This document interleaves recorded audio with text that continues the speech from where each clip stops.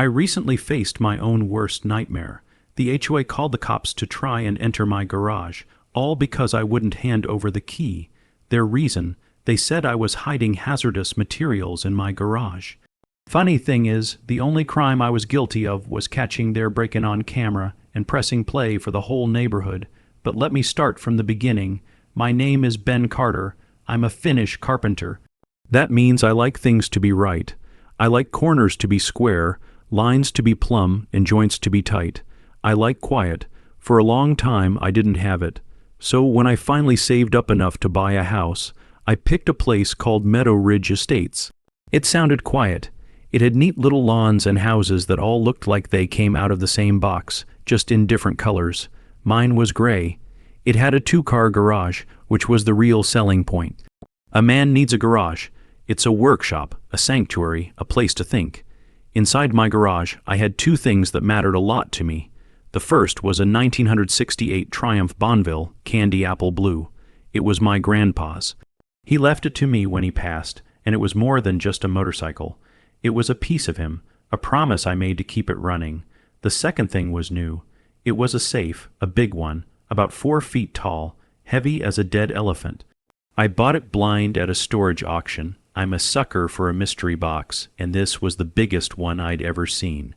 It took 4 of us to get it off the truck and onto a heavy-duty dolly in the corner of my garage. We used a pallet jack and steel rollers to ease it down the ramps without cracking the slab. I hadn't gotten around to opening it yet. I figured I'd get to it when I got to it. For now, it was just a big gray metal box holding a secret. My secret in my garage. It was perfect for about a week. Then came the letter. It was from the Homeowners Association, the HOA. It was an invitation to a mandatory meeting. I'd met the HOA president once. Her name was Karen Moore. She had that look, the one that says she knows what's best for you, and you're going to like it or else. The meeting was in the community clubhouse. It smelled like stale coffee and quiet desperation. Karen stood at the front, smiling, a smile that didn't reach her eyes. She filibustered about curb appeal until everyone's souls tried to escape through the exit sign. Karen had a clipboard full of fines and a smile you'd need a hazmat suit to handle. She called it community, like a pickpocket calling it wealth redistribution. Then she dropped the bomb, a new community safety initiative. She said that for emergency access, the HOA would now require a key to every homeowner's garage and any storage outbuilding. The room got very quiet. People looked at each other, then at their shoes. Nobody wants to be the first one to say no to a woman like Karen. But I'm a carpenter. I build things, I build doors, and I put locks on them for a reason. So I raised my hand. She pointed at me, her smile tightening. Yes, Mr. Carter. Yeah, I'm not doing that. I said. The room got even quieter. Excuse me, she said, her voice dripping with fake sweetness. My garage is my property. I said, keeping my voice calm and even. It's attached to my house. It's full of my tools, my personal stuff. You're not getting a key. She stared at me. I could see the gears turning in her head. She wasn't used to people saying no. It's a mandatory safety rule, Mr. Carter, for the fire department in case of an emergency. The fire department has axes. I said, they'll get in faster that way. A few people coughed to hide a laugh. Karen's face went from pale to pink. Her boyfriend, a guy named Brandon Cole, who always looked like he was trying to sell you a watch he found on the bus, stood up beside her. He was her muscle, I guess. It's for everyone's protection, he said, puffing out his chest. I just looked at him. No thanks. I'll protect myself. Karen took a deep breath, collecting herself. She put the fake smile back on. Very well, Mr. Carter. Refusal to comply will result in fines. And I must warn you, we've had reports of unapproved structures being stored in garages. If we have reason to believe there's a violation, we will take action.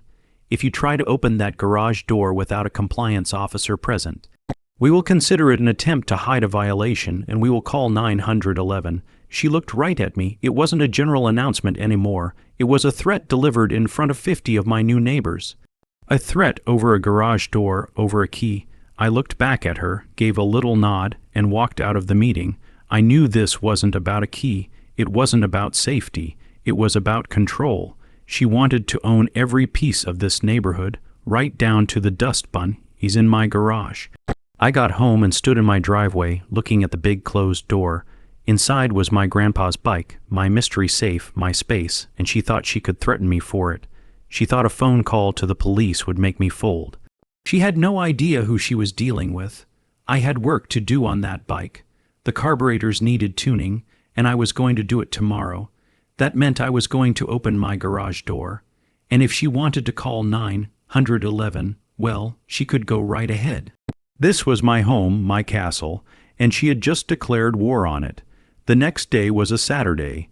The sun was out, the birds were singing, and a notice was taped to my garage door.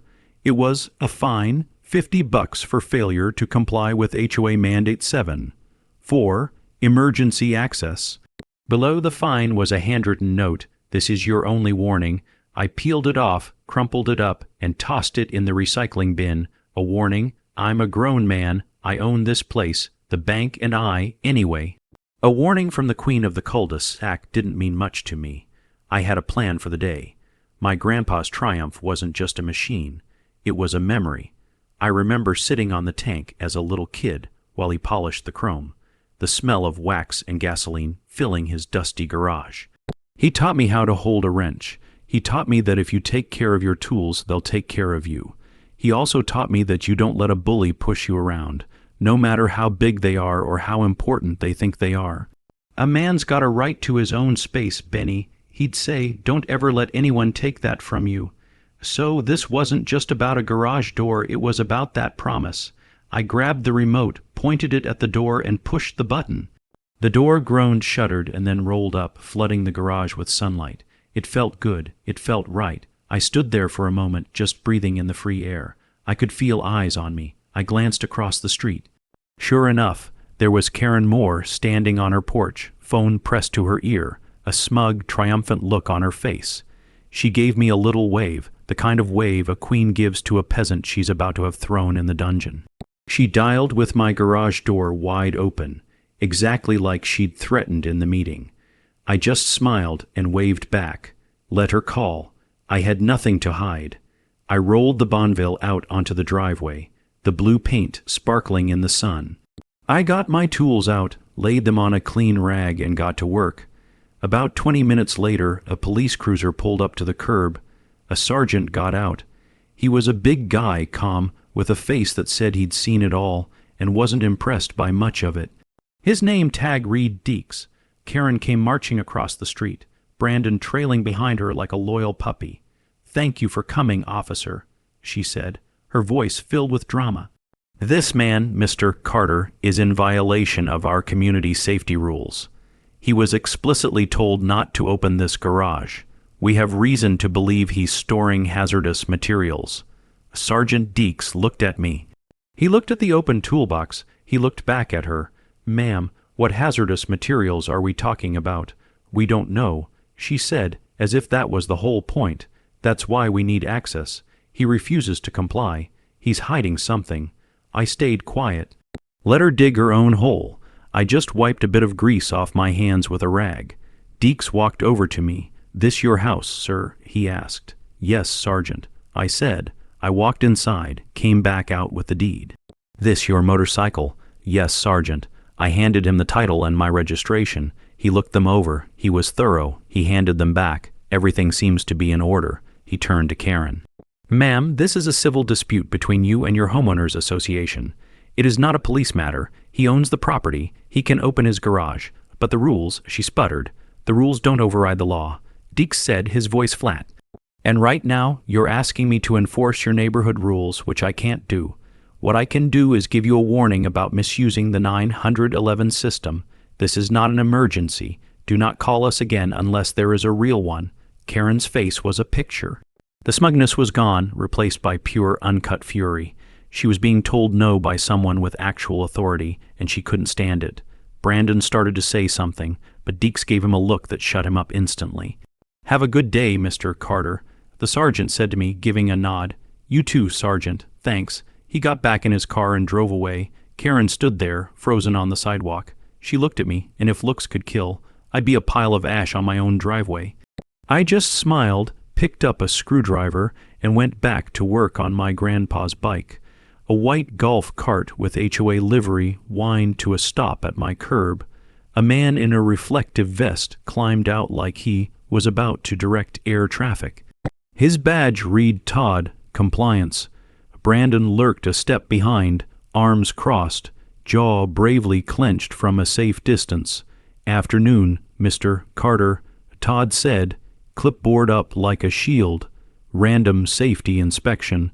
Garage access required under the initiative. Random.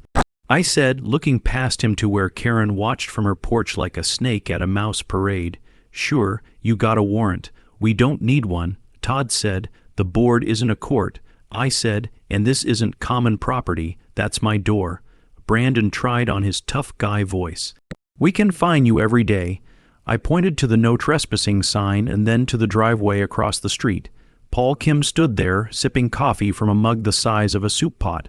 He raised it in a friendly way that somehow felt like artillery. Todd swallowed. At minimum, I need to visually confirm no dangerous equipment is operating without supervision. Visually confirm this, I said, and hit the starter. The Triumph barked to life and settled into a calm, even idle. Supervised. The sound must have tickled something territorial in Karen because she marched halfway down her steps and shouted, Document is non-compliance, Todd. Todd flipped to a fresh page, pen hovering. Sir, if you refuse entry, I am obligated to note the refusal. And also note, I said, I asked you for a warrant and 2 cups of coffee. You brought neither. Paul coughed. It sounded like a laugh trying to wear a fake mustache. Brandon muttered, let's just go, and tugged Todd's sleeve. The clipboard closed with a sad little click. The golf cart whined away. I went back to the screwdriver. The idle stayed perfect. So did my mood. The first round was over. I had won, but I knew, looking at the hatred in her eyes, that this was just the beginning. She wasn't going to fight me with rules and fines anymore. She'd been embarrassed, and a person like Karen can't let that stand. I had a feeling her next move would be a lot dirtier. I finished tuning the carbs, the engine settling into a perfect rhythmic idle. But as the sun went down, I couldn't shake the feeling that I was being watched. That night, I learned I was right. That night, I went to bed feeling good. I'd stood my ground, and the law had backed me up. I figured Karen would lick her wounds and maybe move on to bothering someone else about the color of their mailbox. I was wrong. Around 2:00 in the morning, a sound woke me up. It was a high-pitched whining noise, like a dentist's drill, but deeper. It was coming from the direction of the garage. My first thought was that a raccoon was trying to chew its way into the trash. But this was a metallic sound, a grinding. I sat up in bed, my heart starting to thump a little faster. I'm a calm guy, but I don't like strange noises in the middle of the night. I have a small security camera system, nothing fancy, just a couple of cheap cameras I'd set up.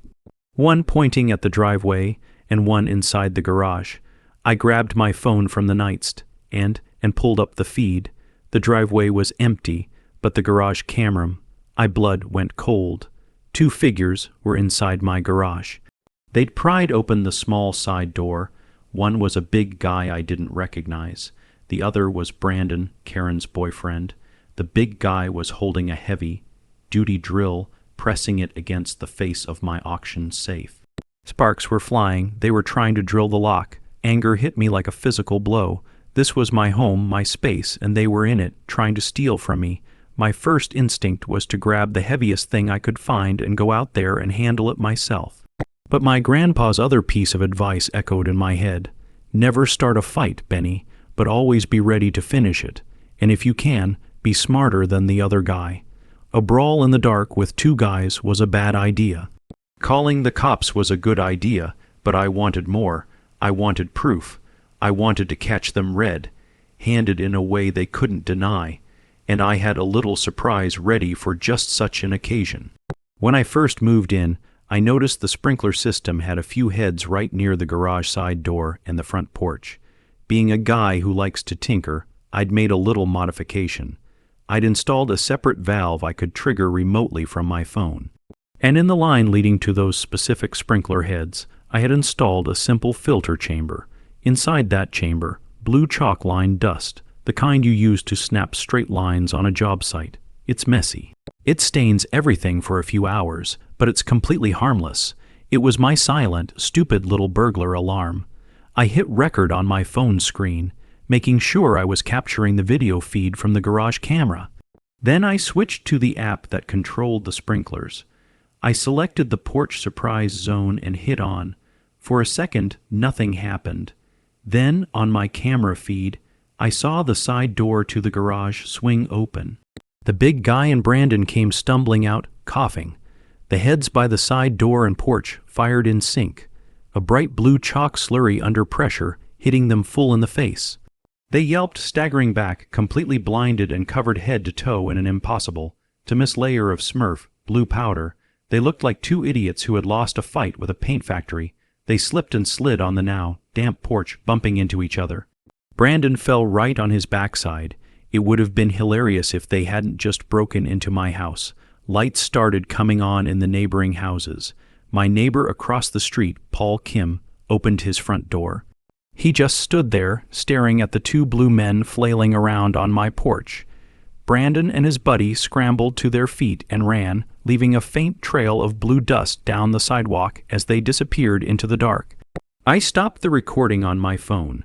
I had it all. Clear video of them inside my garage, trying to drill my safe, followed by the glorious finale of them getting blasted with chalk dust. They weren't just criminals. They were idiots, and I had the proof.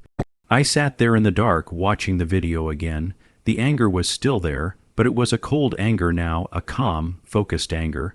This wasn't about a key or a squabble anymore. They had crossed a line, a big one. They had broken into my home, and now I was going to use their stupidity to tear down everything Karen Moore had built. The game had changed, and I had the measurements and the blueprint. The next morning, I didn't bother cleaning up the blue dust on the porch. I left it there as a monument to their stupidity. I made a cup of coffee, sat down at my kitchen table, and transferred the video file from my phone to a laptop. I watched it again. The evidence was perfect. You could see Brandon's face clearly. You could see them trying to break into the safe. You could see them getting what they deserved. My first call wasn't to 911. It was a direct call to Sergeant Deke's desk at the precinct. I left a message. Sergeant, this is Ben Carter from Meadow Ridge. We spoke yesterday. There was another incident last night, a more serious one. I have video evidence of a breaking and entering and an attempt to break into that safe we talked about. I think you're going to want to see it. An hour later, Deeks called back. His voice was all business.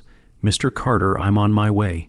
When he arrived, I didn't have him stand on the porch. I invited him in, poured him a cup of coffee, and had the laptop open on the table. Before I show you this, I said, I want to be clear. I don't know what's in that safe. I bought it at a storage auction. For all I know, it's full of old newspapers, but Karen Moore and her boyfriend, Brandon Cole, seem to think it's worth breaking the law over. Deeks nodded slowly. Show me. I hit play. He watched the whole thing without a word. He saw them pry the door. He saw the sparks from the drill. He saw their faces, and he saw the blue chalk cloud. When it was over, he let out a long, slow breath. A tiny smile played on his lips for a second. Chalk dust, he asked. Harmless. I said, but effective, and it makes for a good visual. That it does, he said, his face serious again. That's Brandon Cole, the HOA president's boyfriend, and that's a clear criminal act. Attempted burglary and fraud. He looked at the safe in the garage, then back at me. Here's the situation, Mr. Carter. They're obsessed with this safe. You're in the middle of it. The best way to resolve this and to figure out what's really going on is to see what's inside it. I agree. I said, but I'm not a criminal. I'm not going to have my property seized and cracked open like I did something wrong. You won't, Deeks said. I'm going to a judge for a search warrant to open the safe, executed with you present. It'll be supervised and by the book. It protects you and it lets us get to the bottom of this. Are you okay with that? This was the moment. The mystery of the safe was about to be solved. Part of me was excited. Part of me was nervous, but mostly I was determined. This was the path to ending Karen's reign. I'm okay with that, I said. Let's do it. It took a few hours. Deeks came back with the warrant and a police-approved locksmith. It felt strange standing in my own garage, watching a stranger work on my property under the watchful eye of the law, but it felt right. The locksmith was good. No drilling this time. He worked on the dial, listening, feeling. It was a delicate process. After about 45 minutes, there was a loud, satisfying clunk. The handle turned. The massive door swung open. We all leaned in. Both officers tapped their body cams. We stood inside my garage with lights aimed into the safe. It wasn't full of old newspapers. The top shelf had stacks of cash, bundles of hundreds and fifties neatly wrapped. It looked like a lot. The shelf below that had a collection of fake IDs, passports, and driver's licenses from different states, all with the same man's photo, but not Brandon's, under different names. My heart was pounding. This was bigger than I thought, but the most important thing was on the bottom shelf. It was a simple black ledger, a notebook. Deeks picked it up, handling it carefully with gloved hands. He opened it. It was full of handwritten entries, dates, names, dollar amounts. Deeks flicked a glance at the IDs, bagman. He said, whoever owned that unit held the aliases, the cash, and Brandon's paper trail. My eyes scanned the page. I saw a name, B. Cole. Next to it were dates and payment amounts. Then I saw descriptions for the payments. Pool repair, drainage maintenance, clubhouse roof. These were all HOA projects, big-ticket items. And then I saw the truth. The amounts in the ledger paid out to B. Cole were the exact amounts that were missing from the HOA budget. The money Karen Moore was supposed to be managing. It was all there, a detailed record of their entire scam.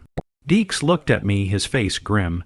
Mr. Carter, he said, I think you just blew this whole thing wide open. The safe wasn't my secret anymore. It was their tomb, and we had just opened the door. Sergeant Deeks and his team took the contents of the safe as evidence. They photographed everything, bagged it, and logged it. With Deeks okay, I snapped high. Res photos of the ledger and contents before they sealed the evidence bags, the cash, the fake IDs, and, most importantly, the ledger. As they were packing up, Deeks pulled me aside. Listen to me, Ben, he said, his voice low. This is a criminal investigation now, a serious one. We're talking embezzlement, fraud, conspiracy. Karen Moore and Brandon Cole are the primary suspects, but they don't know that we have this yet. They just know they failed to get into your safe. They're going to be desperate. What do you think they'll do? I asked. I think they're going to get stupid. Deeks said, they're cornered, don't engage with them, don't talk to them. If they so much as look at your house funny, you call me directly. My card has my cell number. He was right. A cornered animal is the most dangerous. I spent the rest of the day like a level bubble-dead center, calm with a storm on both sides. The air was calm, but I knew the storm was all around me. I tried to work on a small project, sanding a piece of maple for a cabinet door, but I couldn't focus. Every car that drove by, I looked up. Every noise, I tensed. The next morning, the hammer dropped. I was in my kitchen when I saw it. A big flatbed tow truck, the kind used for hauling heavy equipment, was backing into my driveway. A man in a dirty work shirt got out, along with a guy operating a huge industrial forklift. They weren't police. They weren't friendly. I walked out my front door and stood on the porch. Can I help you? I called out. The driver, a burly guy with a clipboard, walked toward me. He didn't make eye contact. We're here to remove an unapproved structure from the property, he said, gesturing toward my garage. What structure? I asked, though I already knew the answer. The safe, he said. We have a work order from the Meadow Ridge Homeowners Association. It's classified as a hazardous and unapproved item on the common property. Common property, I said, my voice dangerously calm. This is my driveway. The safe is in my garage. It's my property. You're not touching it. The guy just shrugged. Look, buddy, I just have a work order. It's signed by the HOA president. We're getting paid to move the safe, so if you could just step aside. He was trying to be reasonable, but he was also about to help them steal evidence in a criminal investigation. I wasn't going to let that happen. My mind raced. I could call Deeks, but by the time he got here, they could have the safe loaded up and gone. I needed to stop them right now, and I couldn't do it alone. Then I had an idea, a big yellow tin idea. I pulled out my phone and called my neighbor, Paul Kim. Paul lived across the street. He was a retired contractor, a good man who had lived in Meadow Ridge for 20 years and hated what Karen Moore had done to the neighborhood. He also owned a massive back, that he kept parked beside his house for landscaping projects. "Paul, it's Ben Carter," I said, speaking fast. "I need a favor, a big one, right now." "What's wrong, Ben?" he asked. I could hear the concern in his voice. "Karen sent a crew with a forklift to take my safe. They're in my driveway." There was a pause. Then I heard Paul chuckle. It was a low, rumbling sound. "I'll be right there," he said. A minute later I heard it, the deep, guttural roar of a diesel engine.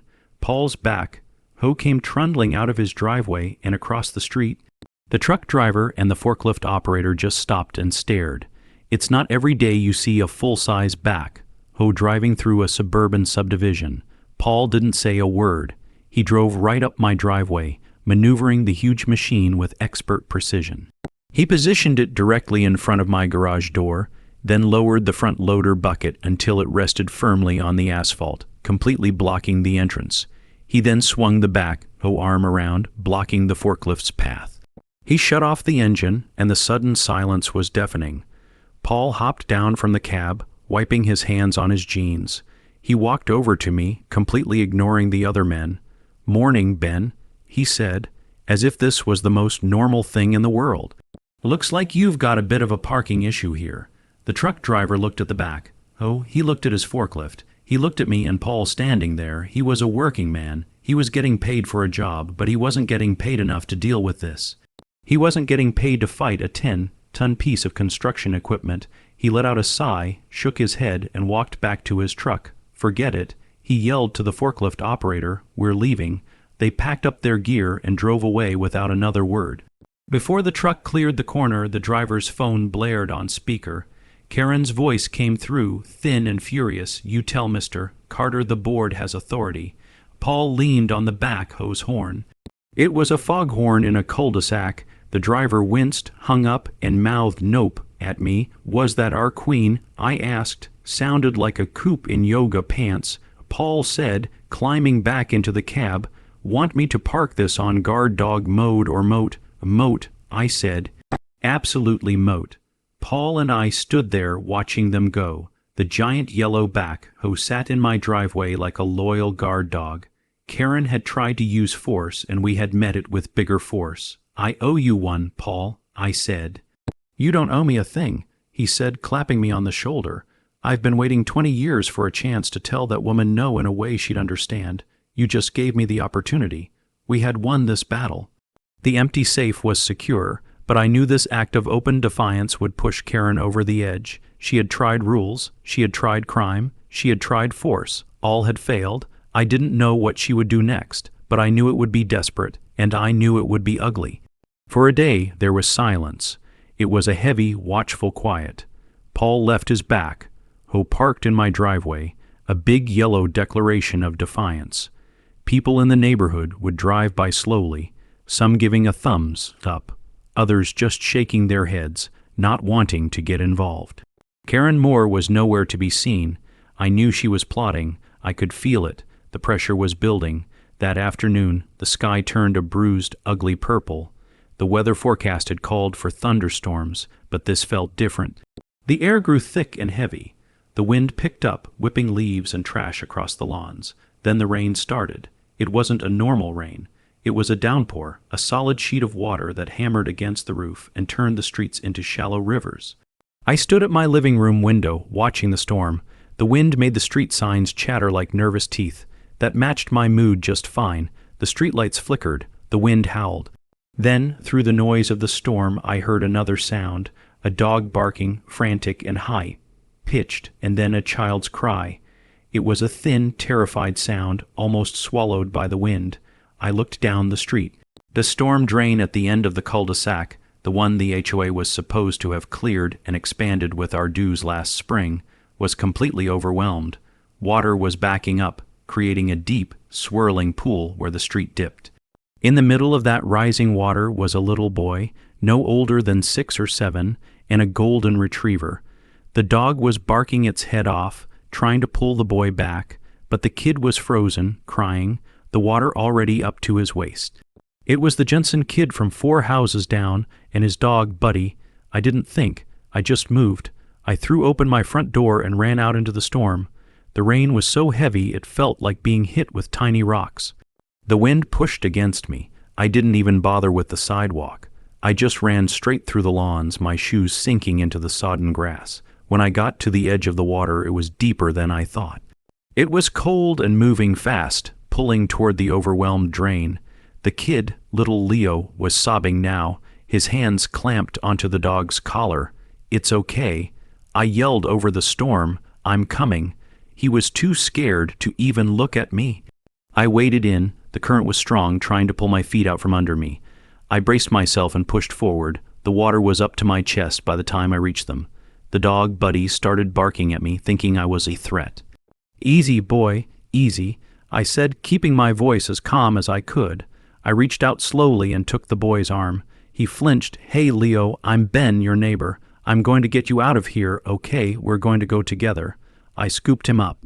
He was shivering, soaking wet and terrified. He wrapped his arms around my neck like a vise. "Buddy," he cried. "We can't leave Buddy. We're not leaving him," I said. I grabbed the dog's collar with my free hand.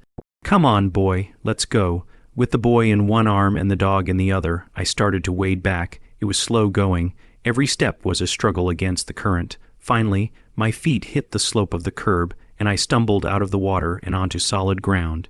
By now, a few other neighbors were out on their porches, drawn by the commotion. Leo's mom came running out of her house, her face pale with panic.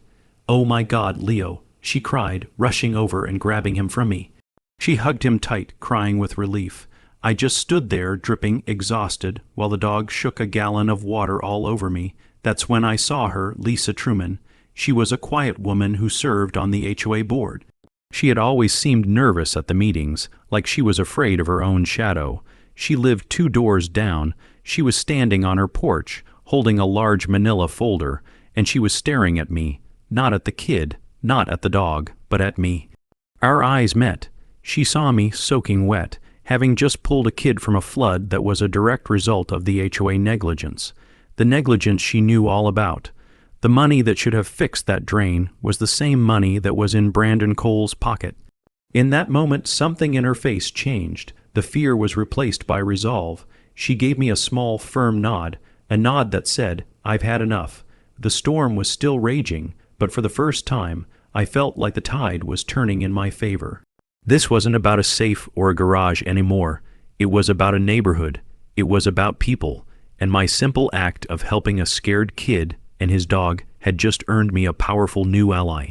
As Leo's mom thanked me over and over, Lisa Truman walked down her steps, clutching that folder, and started walking toward my house. She had made her choice. I was still dripping on my own dorm hat when Lisa Truman knocked. I opened the door, and she just stood there for a second, rain plastering her hair to her face, clutching that folder to her chest like a life raft. "Can I come in, Mr. Carter?" she asked, her voice barely a whisper. "Of course, Lisa, come on." She stepped inside, looking around nervously as if she expected Karen to pop out of a closet. I grabbed a couple of towels. I gave one to her and used the other to mop up the puddle I was making. "Thank you," she said, drying her face. "What you did out there for Leo. That drain was supposed to be fixed 3 months ago. We approved the expenditure. The money was paid out." "I know," I said quietly. "To a company called Cole Contracting, right?" Her eyes went wide. "How did you know that?" I led her to the kitchen table. For the next hour I told her everything. I told her about the safe, the break-in, the chalk dust, the warrant, and the ledger we found inside. As I talked, I could see the fear in her eyes turning into a cold, hard anger. She had been a part of this, an unwitting one, but a part nonetheless. She had voted yes on invoices she thought were legitimate. She had trusted Karen. She lied to us, Lisa whispered, staring at the table. She lied about everything. She finally pushed the manila folder across the table to me. "I was afraid," she said. "Karen can be vindictive. She finds out what people care about and threatens it. My husband has a home business. She threatened to bury us in zoning complaints, so I kept my mouth shut. But tonight, seeing what could have happened to that little boy because of money she and her boyfriend stole, I can't stay quiet anymore." She opened the folder. "These are my copies of the board meeting minutes for the last 2 years, the financial statements, the invoices we approved, the ones from Brandon's company.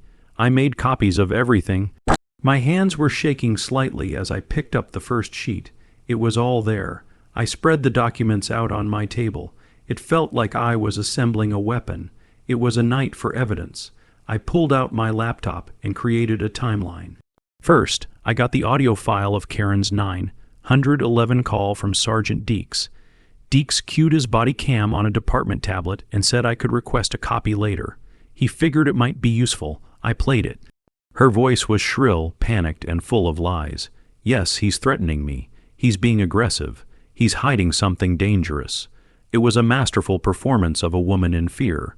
But knowing what I knew now, it was just the sound of a cornered liar. I placed that audio file at the top of my timeline. Next, I took the body cam footage from Sergeant Deeks' first visit. It showed me calm and cooperative. It showed him professional and by the book. And it showed Karen, hysterical and demanding, being told that she was in the wrong. I put that video next. Then came my own masterpiece, the security camera footage. I edited it into 2 parts. Part 1, the break-in, the grainy nighttime shot of Brandon Cole and his hired thug trying to drill my safe. Part 2, the Blue Man Group, the glorious, colorful explosion of chalk dust and the 2 idiots slipping and falling all over my porch. Damning, embarrassing, perfect. I laid the photos of the safe's contents next to the videos, the stacks of cash, the fake IDs with the same man's photo under different names, and the star of the show, the ledger. I took high-resolution photos of every single page. Finally, I took Lisa's documents. I scanned each one, the invoices from Cole Contracting, the HOA financial statements showing the payments going out, the meeting minutes where Karen assured the board the work had been completed. I put them side by side, the ledger entry for drainage maintenance, $15,000, next to the invoice from Brandon for $15,000, next to the bank statement showing the $15,000 payment, next to the meeting minutes where Karen said the drain was fixed. And all of it followed by the image of me pulling a little boy out of the floodwaters caused by that very same drain. It was a perfect, unbreakable chain of evidence, a complete story of greed, corruption, and lies told through their own words, their own actions, and their own documents. It was an evidence montage worthy of a Hollywood movie. It was beautiful. It was everything I needed. Lisa and I sat there in silence, looking at the mountain of proof spread across my kitchen table. "What are you going to do with it all?" she asked. I looked at the timeline, at the videos, at the faces of Karen and Brandon. I could just hand it all over to Deeks and let the justice system do its work. But that wasn't enough. They hadn't just stolen money. They had poisoned this community with fear and suspicion. They had turned neighbors against each other. A quiet arrest in the middle of the night wouldn't fix that. The neighborhood needed to see the truth. They needed to be the ones to pass judgment. "I'm not just going to take Karen down," I said, looking at Lisa. "We are. The whole neighborhood. We're going to take back our community, and we're going to do it at the next HOA meeting." The plan was simple, but it had to be fast. The next HOA meeting was in 5 days. According to the bylaws Lisa had given me, a special vote to recall a board president could be called if a petition was signed by 25% of the homeowners. There were 100 houses in Meadow Ridge. We needed 25 signatures, but I didn't want 25. I wanted 50. I wanted a clear majority before we even walked into that room. We need to go door to door. I told Lisa and Paul Kim, who had joined our little conspiracy. We were huddled in my garage, the big yellow back. Who still standing guard outside like a sentinel. Paul grinned. "I haven't done this since I campaigned for city council 30 years ago. I'm in." Lisa was nervous but determined. "People are afraid of her," she warned. "She'll find out we're doing this. She'll retaliate. That's why we don't just ask for signatures." I said. I held up a tablet. We show them everything. I had spent the entire night organizing the evidence into a clean, simple presentation. It was a story in 5 parts. The lie Karen's 911 call, the law Deeks body cam, the crime the break-in, the greed the ledger and HOA financials, and the consequence of photo of me carrying Leo out of the flood. We made a list and divided up the neighborhood. Paul took the East End, where he knew everyone. Lisa took the West End, where people knew her as a quiet board member. I took the middle, the belly of the beast, which included the houses closest to Karen's. The first door I knocked on belonged to a man named Neighbor Dan. Dan was a nice enough guy, always watering his prize, winning petunias. He was a rule follower. "Ben," he said, looking nervously over my shoulder as if Karen might be hiding in his bushes. "I don't want any trouble. I'm not here to make trouble, Dan," I said. "I'm here to show you the truth. Can you give me 5 minutes?" He hesitated, then nodded. I stood on his doorstep and played the presentation. I watched his face as he listened to the 911 call. I saw his eyes widen at the video of the break-in. I saw him lean in close to see the numbers on the ledger. When the final photo of the flood rescue came up, he just shook his head. "That money was for the drain," he said softly. "My basement gets a little water every time it storms hard. I can't imagine that poor kid." He took the clipboard from me and signed the petition without another word. "Good luck, Ben," he said. "You're doing the right thing." It was like that at almost every house. People were hesitant at first. They were used to Karen's iron-fisted rule, but the evidence was too powerful to ignore. The video of Brandon getting blasted with blue chalk was particularly effective. It made them seem less like scary villains and more like cartoon crooks. It made them beatable. House 43 answered with a chain still on the door. A cat glared through the crack like head of security. "State your business," the woman said. She wore readers on a lanyard and the expression of someone who files taxes in pen. "I'm Marge Hunnam, chair of the Decoration Subcommittee, Ben Carter," I said. "We're asking for a recall vote, 5 minutes and a video. I know the bylaws," she said, proud and ominous. "Section 3. 1 authorizes emergency ordinances that don't supersede criminal law," I said. "Also, Section 9. 2 requires transparent accounting. We have payments to coal contracting for a drain that almost ate a 6-year-old. Marge sniffed. "Hyperbole is unbecoming. The drain did not eat anyone." "You're right," I said. Because I jumped in, she hesitated, then peered at the tablet. When Brandon took a face full of blue chalk, her mouth twitched in spite of herself. She shut the door, unchained it, opened it wider, then pointed the pen at me like a rapier. "I do not approve of your tone," she said, and signed anyway, "and I will be monitoring your mailbox for illegal stickers." "I sleep better already," I said. The next house was a brick ranch with a lawn so precise it looked squeegeed. A man opened the door, wearing a tie and gym shorts. "I can't get involved," he said. "She'll come for my fence. She already came for your wallet," I said, and put the ledger page next to his own HOA statement. He stared at the matching numbers as if they were a magic trick. His wife appeared with a dish towel. "Honey, sign," she said. "I'm not bailing out a fence again." She signed. He signed. Their golden retriever stamped a paw on the edge of the clipboard. "He signs in spirit," she said. We all shook like we'd closed on a house. By the end of the first day, we had 18 signatures. Karen, of course, found out. She must have seen us from her window. An email went out to the entire neighborhood that evening. "Urgent community alert." The subject line screamed. It was a masterpiece of paranoid delusion. She accused me of being a disgruntled and dangerous individual, of harassing homeowners, and spreading malicious lies to undermine the safety and security of Meadow Ridge. She claimed the recall petition was illegal and that anyone who signed it could be subject to fines for engaging in divisive community activities. It was a scare tactic and a desperate one, but it worked on some. The next day, the doors were harder to open. People would peek through their blinds and pretend they weren't home. One woman told me, "I believe you, but I can't sign. My fence is technically 2 inches too high. She'll make me tear it down." Karen had trained them well. Fear was her currency. We were stalled at 22 signatures. We needed 3 more just to call the vote. I was starting to feel discouraged. We were sitting in Paul's kitchen, drinking coffee and staring at the signature sheet. "She's got them spooked," Paul said, sighing.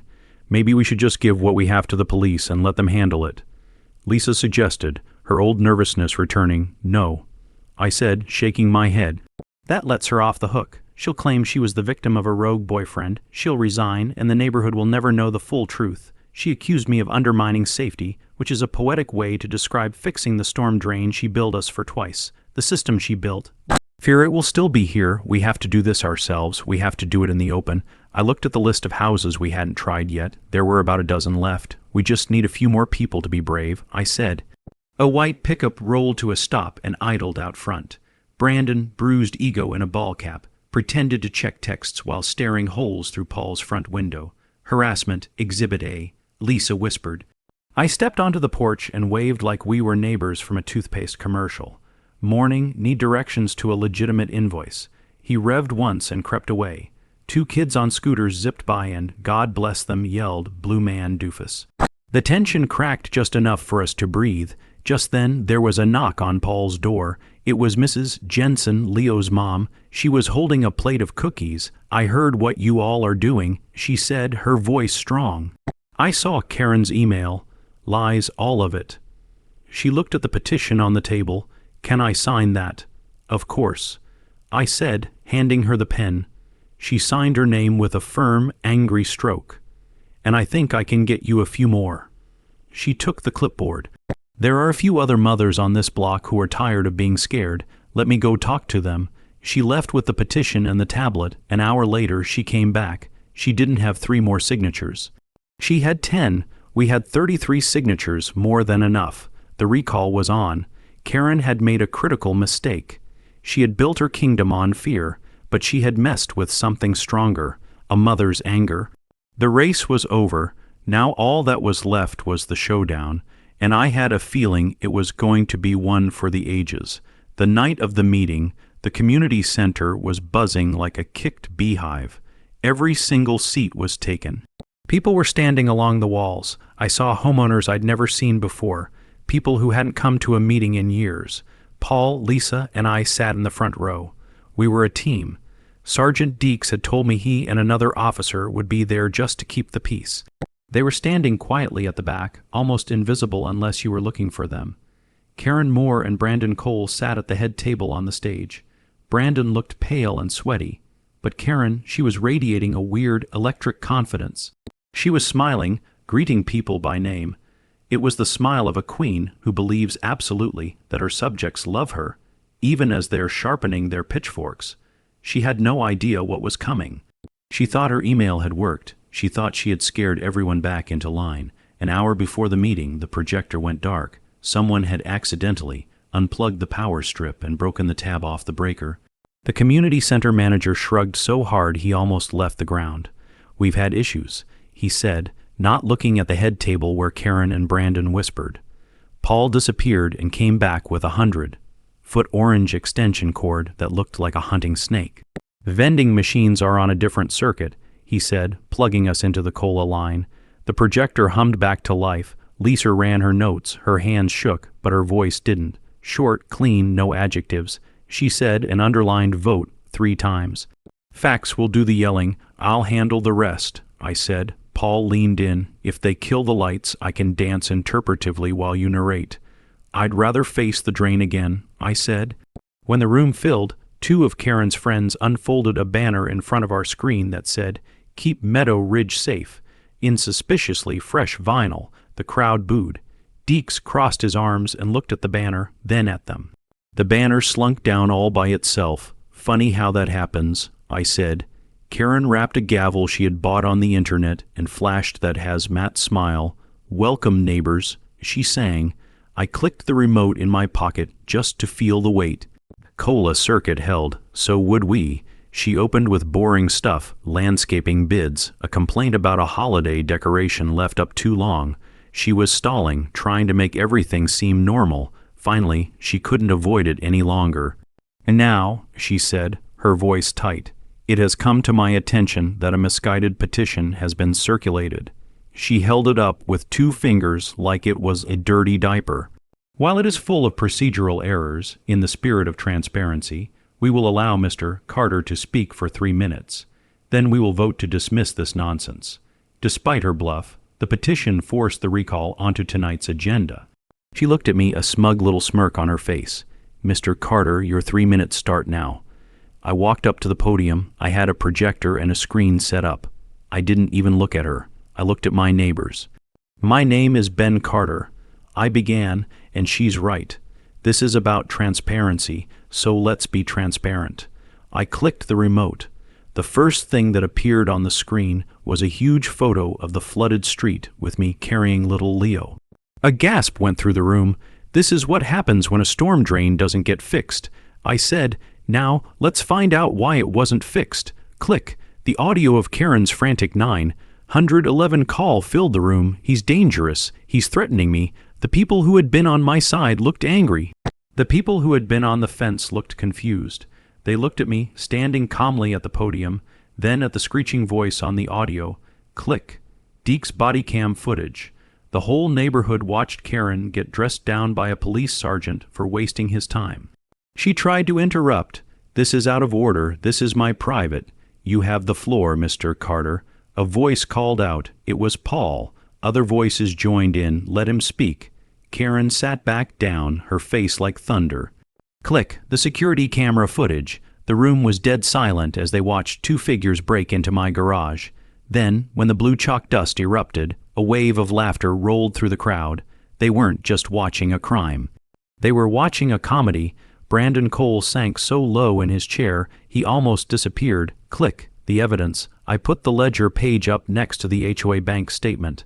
I drew a big red line connecting the payment to Cole Contracting and the entry in the ledger. $15,000. I said, my voice ringing through the silent room. Your money paid to her boyfriend's fake company for a job that was never done, and this is just one of them. The ledger is full of them. The pool, the roof, the landscaping, all of it a lie. I turned off the projector. The room was still. The evidence was overwhelming, undeniable. I turned to face Karen. Her face was white. The smug confidence was gone, replaced by raw, cornered panic. She stood up, gripping the podium. He's lying, she shrieked. This is a fabrication. He's the criminal. He refuses to follow the rules. This whole thing started because he wouldn't give me a key to his garage. For your safety, for the community's safety.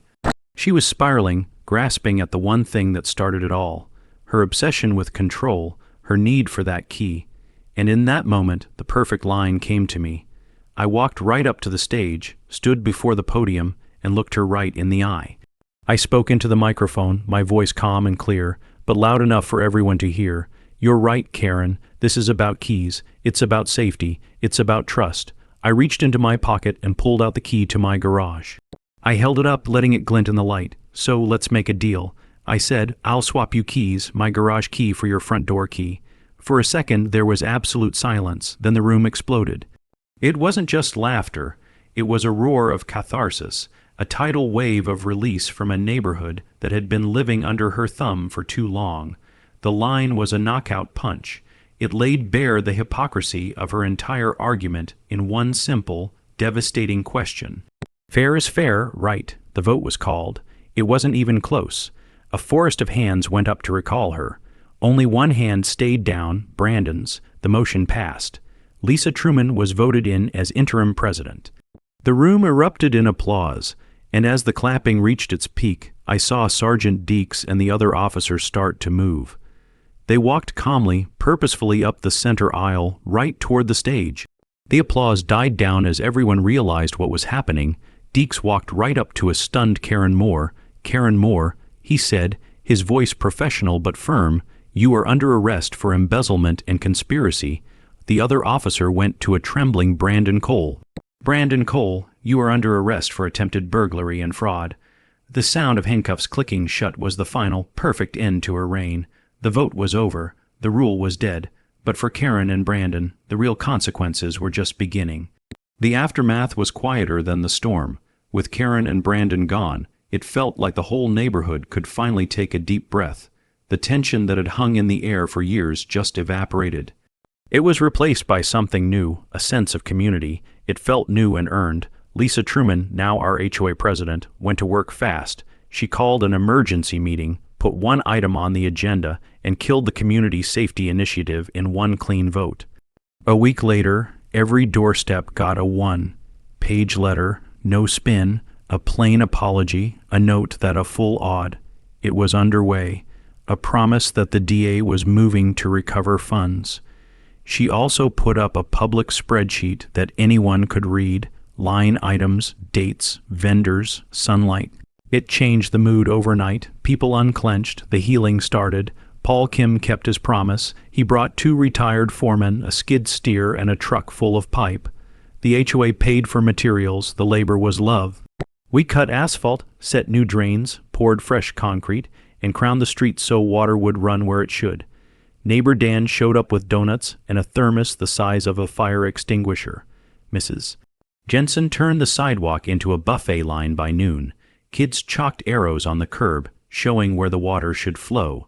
Someone drew a little blue cartoon of Brandon slipping. We all laughed and kept digging. We weren't just fixing a hole, we were fixing us. Word got around town. My swap keys a line grew legs. At the grocery store I heard, "Hey, key swap guy." I just smiled. I wasn't a hero. I'm a stubborn carpenter who hates crooked lines. The police finished their part. Deeks said charges were filed, and the court would take it from there. Lisa set new rules the right way, posted drafts, took comments, recorded votes. No more surprises. No more fear, the empty safe. I hired a crane to lift it out. We sold it for scrap and put the check toward new playground mulch. Felt right. With the mess finally behind us, I turned back to what keeps me steady, my grandpa's triumph. Garage door wide, sun on my shoulders, I laid out parts like puzzle pieces. Cleaned, oiled, timed, tuned. The work was slow and simple. It let my head go quiet in a good way. Weeks passed. Then, one clear autumn afternoon, it was ready. I rolled the Bonneville out. The blue looked deeper. The chrome looked like water. I swung a leg over. It felt like coming home, key in, kick. The engine caught with a deep, calm purr, not loud, confident. I let it idle while the street held still. I thought about Grandpa. A man has a right to his own space. True, but I learned the rest. A castle needs a good village around it, and sometimes the village needs a backhoe. I clicked into first, rolled on the throttle, and eased down the lane. Fresh drains, fresh paint, neighbors waving. The road was open, the neighborhood was calm. And for the first time since I moved to Meadow Ridge, I felt plain, simple freedom.